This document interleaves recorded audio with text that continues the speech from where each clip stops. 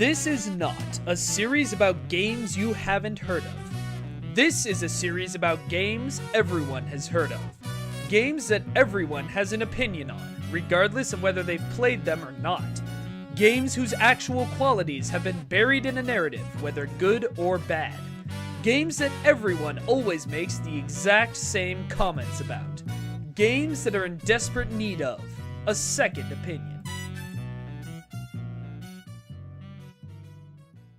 Hello everybody, Dr. Coleman here with a PhD in driving out snakes. Happy St. Patrick's Day to all of you. This video is going up on March 17th, St. Patrick's Day.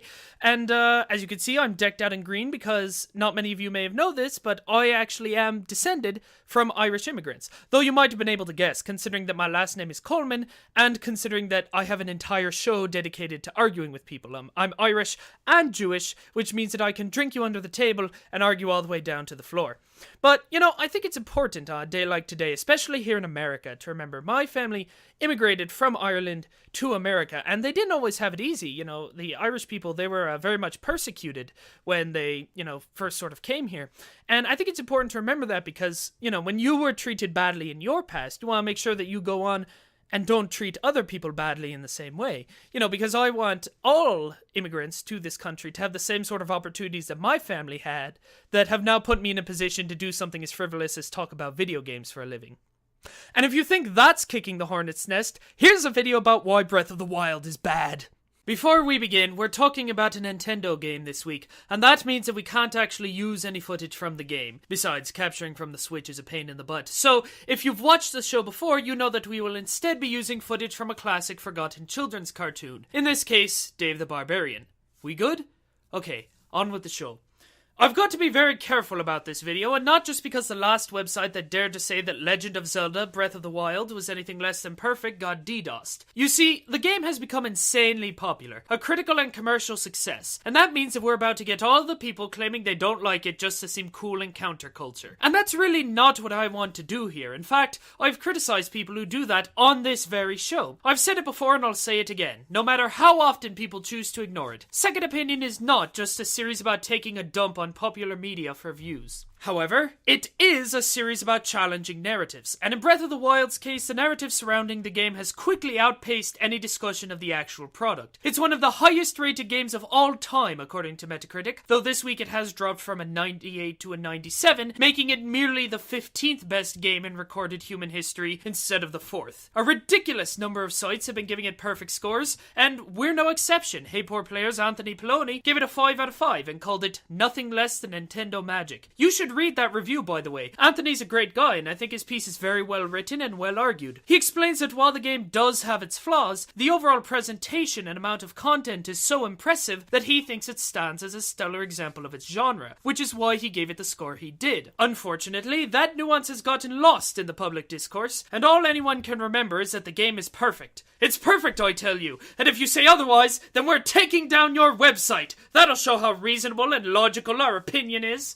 Obviously, that's the sort of thinking I can't let stand unchallenged. So, here it is, a critical examination of the many flaws in Breath of the Wild. Flaws which by no account mean that you can't love the game, but which exist whether you like it or not. It's appropriate that this video is coming right after a second opinion dealing with Castlevania Symphony of the Night, because in my mind the two have very similar issues. Both are revivals of a classic series whose recent releases had been disappointing, to say the least, which combined classic gameplay with new mechanics in a way that doesn't quite work. In Symphony of the Night's case, it was a combination of action, platforming, and RPG mechanics. In Breath of the Wild, Nintendo decided to combine more traditional 3D Zelda gameplay with open world mechanics. And that sounds like a great idea. In fact, it is a great idea. What makes Zelda games great, what has always made Zelda great, is the emphasis on exploration and adventure. At their best, Zelda games are about exploring a fantastic and mystical world. And what better way to do that than to open up that world completely? Unfortunately, Nintendo couldn't just commit to the bit, because as much as they understand the importance of innovation, they're also terrified of breaking the formula that's made them so much money over the years. Which brings us to shrines. Rather than just turning the player loose to do whatever they want, the game effectively still has traditional dungeons. But now instead of being intricately designed adventures where exploration and combat is guaranteed to be fun, they're essentially escape rooms. Also, there's 100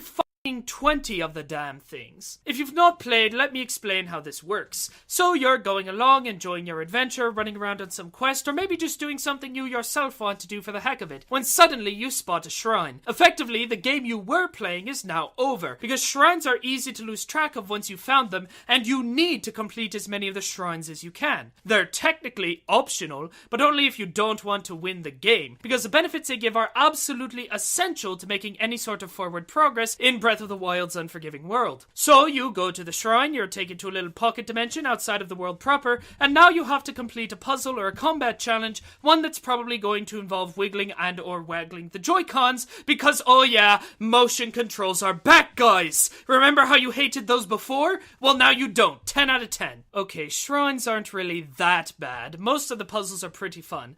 But why did they need to be in the game? Why couldn't you just get those bonuses and upgrades through completing quests, or, I don't know, through some sort of point system that would keep track of the experience you'd gained throughout a game, and gave you rewards at incremental levels? Why couldn't they just appear on the map so that I could do them when I wanted to? In the same way that, say, Saints Row 4 lets you hack stores at your leisure. There are so many ways to do this that don't involve bringing the game to a screeching halt. And while shrines aren't a huge problem on their own, they're indicative of something far worse about the game. Nintendo has no idea how to create an open world. You see, even in an open world game, you want there to be a sense of progression. And the most frustrating thing about Breath of the Wild is that its progression isn't variable. Hypothetically, sure, you can go and fight Calamity Ganon from the very beginning of the game, but only if you want to die instantly, because the bonuses you get from doing other missions and exploring the world aren't bonuses, they're absolute necessities. Much has been made of Breath of the Wild's difficulty, but there's a difference between being challenging and just being frustrating. A challenging game, your Dark Souls or Super Meat Boys of the world, is harsh but fair, and you can overcome challenges if you get good enough at understanding the game's systems. They give you total freedom and complete control over your character, but then place you in a challenging world that will require all of your wits to survive. Breath of the Wild, on the other hand, thinks that difficulty is just making it so that the player can't do things. Most enemies in the game, rather than having unique combat mechanics that force you to think about encounters in different ways and learn strategy, just have an enormous amount of health and 1 or 2 hit kills, requiring you to go back and complete a few dozen shrines, collect better weapons, search for hearty food, etc., before you can have a hope of beating them. And this design philosophy of just withholding things from the player can also be seen in the ludicrously pitiful stamina meter. Running, climbing, swimming, and paragliding all require stamina, and if Link runs out of energy while climbing or swimming, he'll just accept the inevitable and sink to his doom. I mean, you can chug stamina elixirs as you go, but that's still going to require completing a bunch of other unrelated tasks. And it's also still going to break the flow of gameplay as you pause mid-swim to open a menu. And yes, there are ways to boost your stamina, but that's my point. You're not really free to do whatever you want in the world. You can only start to have fun after you've completed an arbitrary number of shrines. Oh, and if it starts raining while you're trying to climb, something that's 100% determined by the whims of RNGesus, then you just can't climb anymore until it stops, because that's immersive and fun. That sort of stuff does not make me feel like exploring. It makes me feel like, oh, that looks like a cool mountain, but I don't really want to die because I ran out of stamina or be forced to wait if it starts raining halfway up, so I guess I'll just go do something else. Probably more motion control bollocks. Speaking of bollocks, yes, there's no way I can do this video without talking about Breath of the Wild's weapon durability system. Part of the problem with doing a second opinion this close to a game's release, and part of the reason I usually pick games that are at least a year old, is because this is still a sticking point for a lot of people. Fans of the game are still passionately defending the fact that even the most durable late-game weapons snap in half after a handful of encounters. The argument is that it encourages variety by forcing you to play with lots of weapons and learn lots of playstyles, but the key word there is forcing. Remember, Zelda is about exploration and adventure, or more generally, it's about freedom. Forcing me to do anything takes away some of that freedom, and I don't feel rewarded for exploration when every weapon I find besides a Master Sword is worthless, and I don't feel particularly adventurous when I'm taking down foes with swords made of sand and sadness. Also, just gonna throw this out there, do 100,000 identical shitty clubs really count as variety? Because I'm unconvinced. The counter-argument to people like me saying that the game's difficulty is unfair and unfun is that the game is designed to be unfair and unfun. I'll let that sink in for a moment. The game's defenders say that the game is all about realism and the moment-to-moment physicality of the journey. In my opinion, this is an incredibly weak argument. You're talking about realism in a game populated with monsters and magic, first of all, and second of all, real swords do not break after you use them twice. If a Hyrule blacksmith came to our world, they would be immediately fired for being so bad at their job. And I truly cannot understand how someone could think that suddenly, randomly not being able to keep climbing a mountain because of the rain, and being forced to either leave for an inn where you can speed up time, pray that you've been stuck close to a place that lets you light a fire, or just sitting and waiting is good design. I respect the opinion of those who felt these mechanics added to their experience playing the game. I really do, I promise. But that is just an opinion. That's just how the game affected you specifically, and I'm allowed to have and express different opinions based on how the game affected me.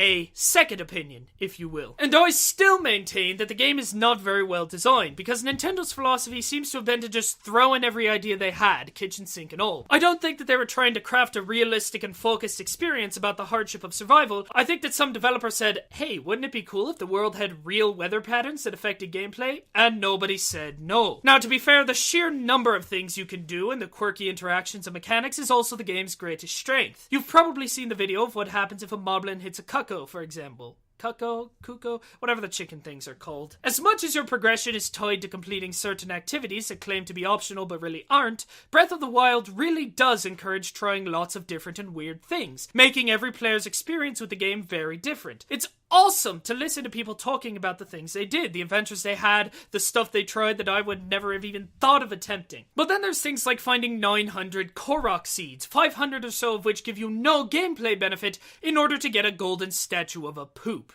And you just kind of go, what? You know that there's no bad ideas and brainstorming is just a phrase, right? There actually are bad ideas that you should not implement. There's another nail in the fans' argument, by the way. The game about battling the elements in a miserable and intentionally unfun world lets you find a golden poop. I don't think so. Listen, Breath of the Wild is a good game. It's a great game. It's one of the most fun and exciting games to come out this year, and it's more than earned its place in the hallowed canon of great Zelda games.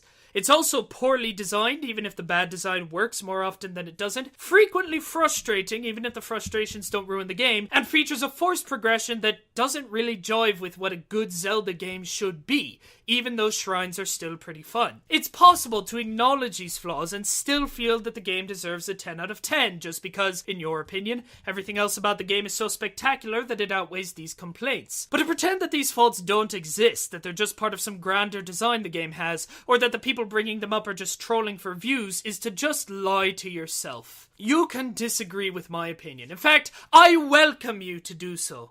But denying that the game has any problems at all is just intellectually dishonest. Plus, the frame rate issues when the Switch is docked are just ridiculous.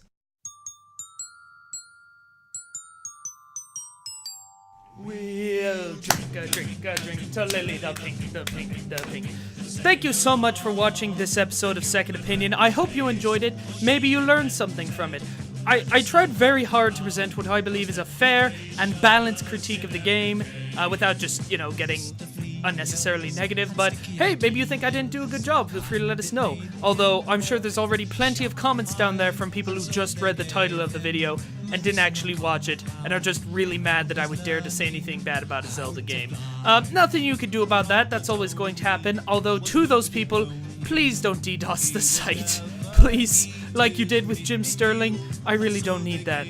But, yeah, to the rest of you, thank you for watching. Like I said, Legend of Zelda Breath of the Wild, a fine game, a very good game, but one which does have flaws, and I think you can talk about those flaws and still enjoy the game.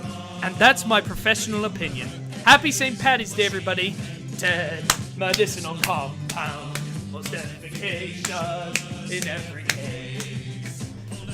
Thanks for watching this episode of Second Opinion, and thanks again for not DDoSing the site. If you have a game you think needs a second opinion, be sure to let me know in the comments, and there's a good chance your idea will be covered on the show. I'd like to do some more positive things. I feel like recently we've been on a run of just crapping on popular games, so if you've got a game that everyone thinks is bad but you think is good, let me know and I'll take a look at it. New episodes go up every Friday night, and if you want to see more work from me and the rest of the talented Hey4Player team, be sure to subscribe, follow us on Twitter, or check out Hey4Player.com. If you know someone you think would like the show, please tweet about it or share it on Facebook or spread the word. Every extra view proves the show is viable and ensures that I can make more episodes. Until then, stay professional, stay opinionated.